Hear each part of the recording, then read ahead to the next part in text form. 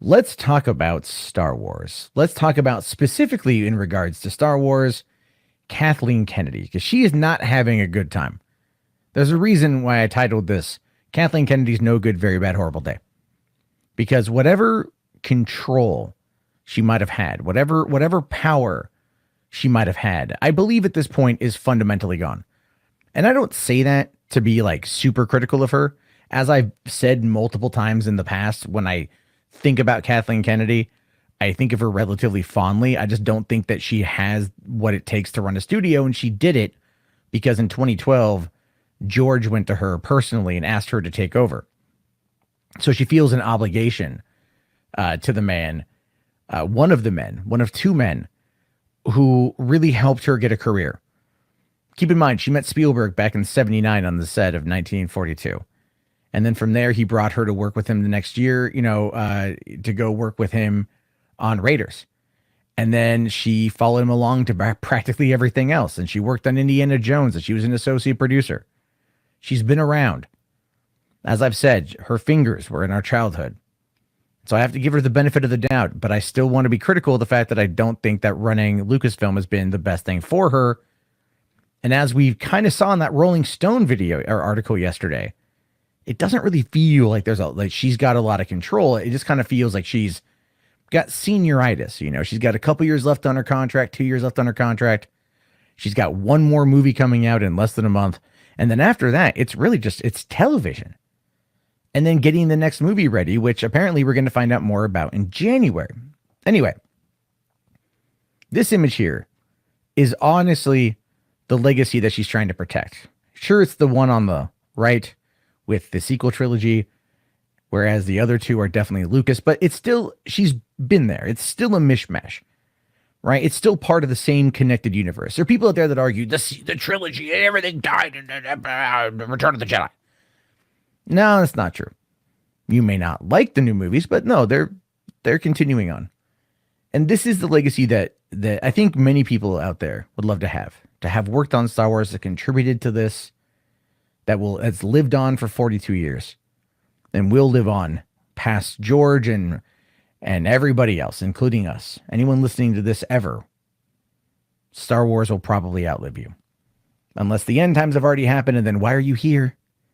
Go scavenge or procreate.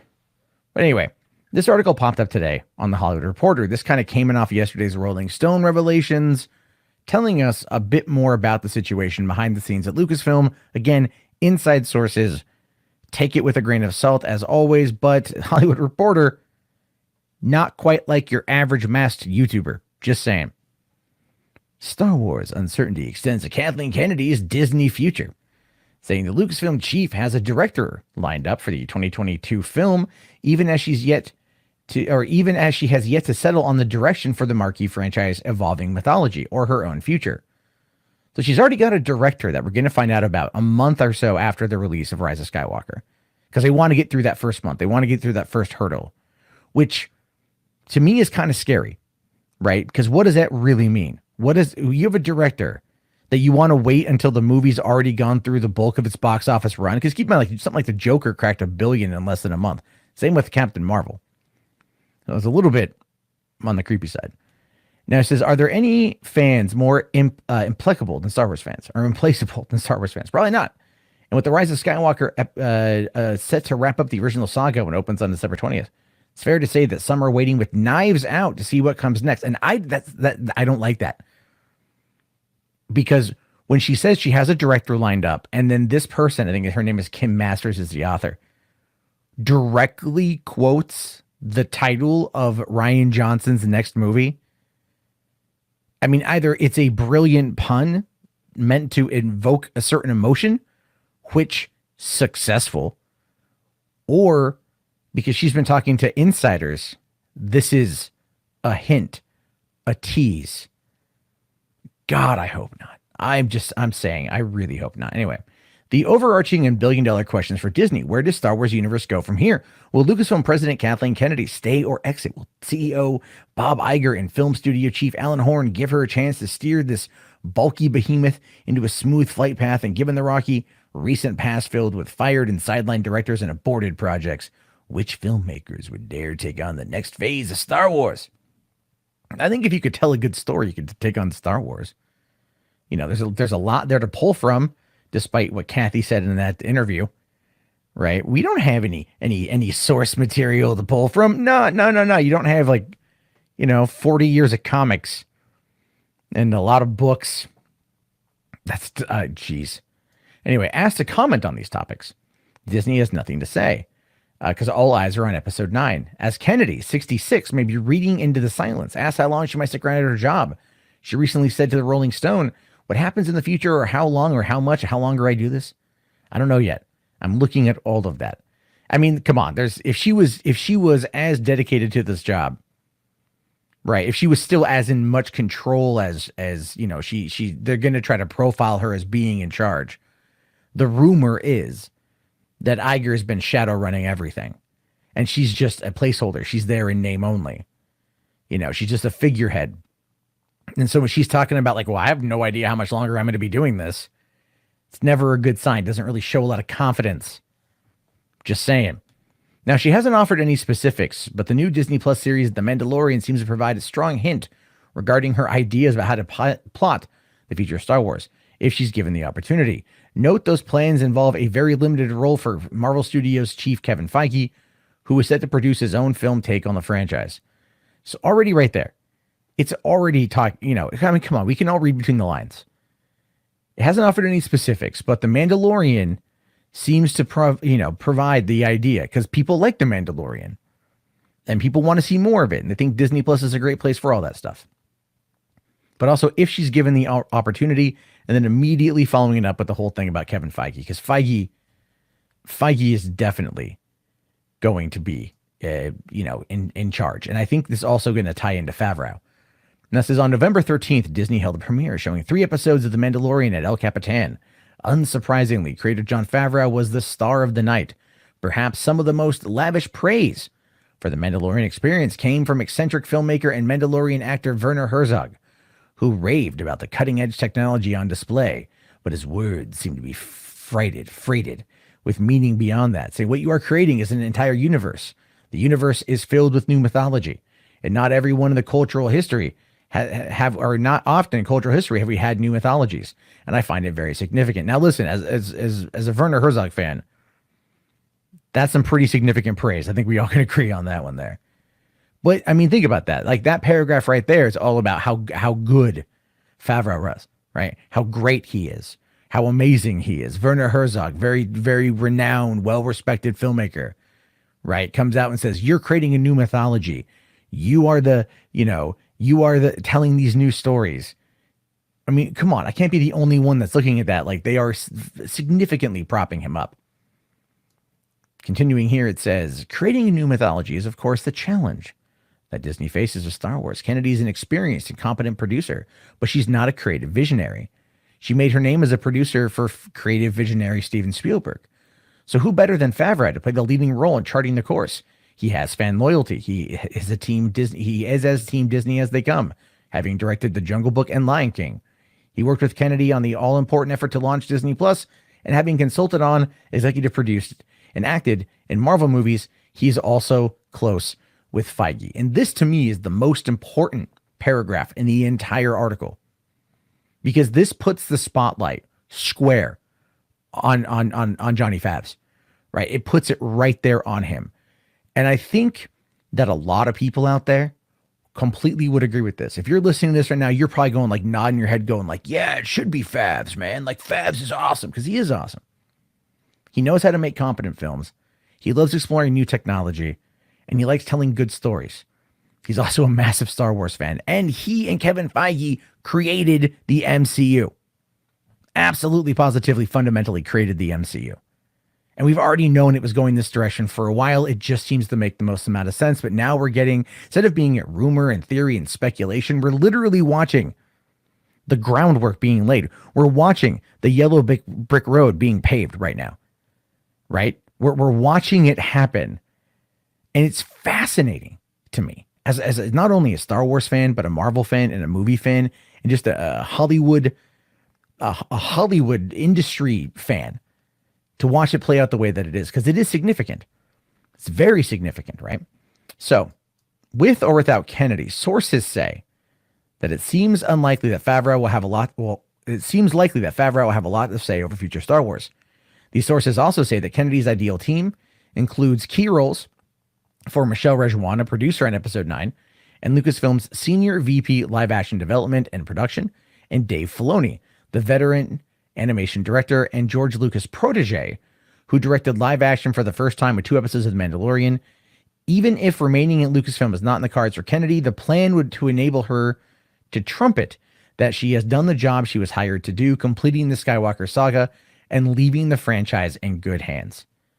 Yeah, this is an exit letter, right? This is one of those moments when you get that email from Barb in accounting and you're like, oh, Barb, what's she up to? Oh, she's leaving. Oh, when she completes this new project, she's out the door. Well, I mean, like that's unfortunate. I mean, Barb, she's there, right? And she does her job. She's competent. But she's not management material, that Barb. It's always Barb's fault.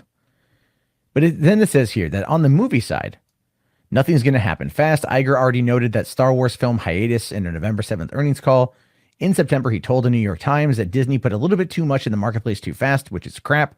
We already know that's crap. If the movies were good, if Last Jedi was good, Solo wouldn't have bombed, and we wouldn't be having this conversation.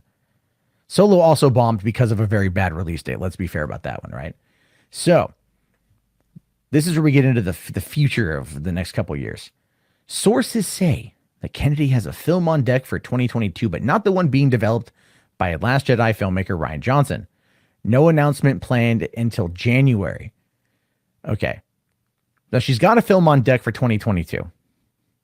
Come on. We all know who it is, right? We all know. At this point, we all know.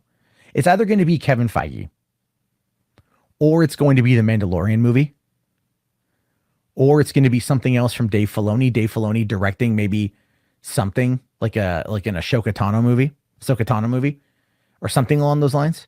Could be the Boba Fett. I mean, it's going to be something that's going to be tied in to the OT, or at least Clone Wars or Rebels or something that people really like. That's going to be in there. And they're going to announce it in January, but it could still technically be Rian Johnson. They could just be deflecting it right now. Anyway, Kennedy's contract is up in 2021, so whether she will be on the job when this film completed is not clear. Kennedy insists that she's enjoyed running Lucasfilm, but in some ways it's hard to see how. She's had one of the hardest jobs in Hollywood, inventing stories under a white-hot spotlight and dealing in a universe where rabid fans have plenty of ideas, mostly about what they don't want. And she was picked by Lucas before he sold to Disney, not Iger.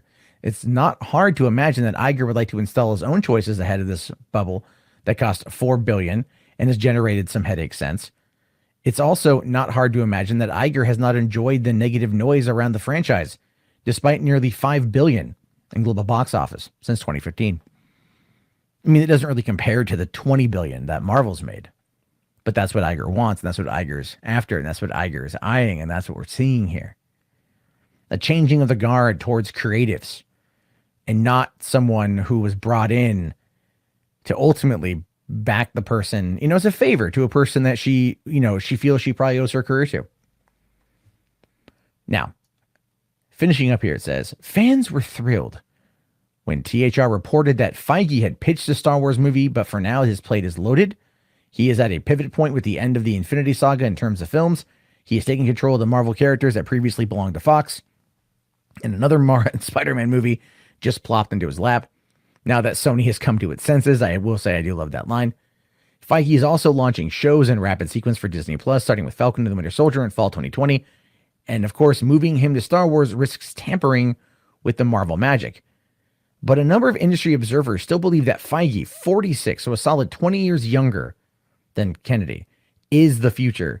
Given his track record, says one film agent, if you're Iger, you've got to figure out a way to use that person. And that's true. He's not wrong. He's not wrong, right? What you're looking at here is a situation where Kathleen Kennedy as a whole, she hasn't been able to cut it for a long time. We know this. And I say this and I'm being critical and I'm trying not to be mean because I've criticized her a lot and I've been accused of being mean. I'm I just kind of find her stuck between a rock and a hard place at this point. And I think she knows her time is up. And I think she's looking for the exit, and she just wants to get through. She just wants to get through. Get through Rise of Skywalker, complete the trilogy, close it out, greenlight the next movie, set up whatever Disney Plus shows, maybe wait around for Obi-Wan to get going or something. And then at the end, I think she's gonna resign before the end of her contract. I do. I think she's gonna resign before the end of her contract, and they're gonna toss it over to maybe Feige. And it's just an overseeing capacity. Feige is like maybe president of Lucasfilm, but the senior, the creative heads, Michelle Rejwan, who came over from J.J. Abrams' Bad Robot, Dave Filoni, Jon Favreau, they could make it work. They could make it work. Clearly, they believe in Michelle Rejwan, even though we don't know much about her yet. And that's actually the one that I'm looking to the most, because they put a lot of faith in her to have her come on and play this part, to take over this particular role. So we have to wait and see what's going to happen on that front. But in the meantime, we're in for a hell of a ride.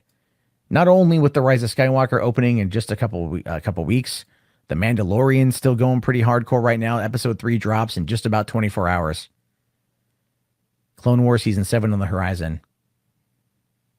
It's going to be a good time to be a Star Wars fan.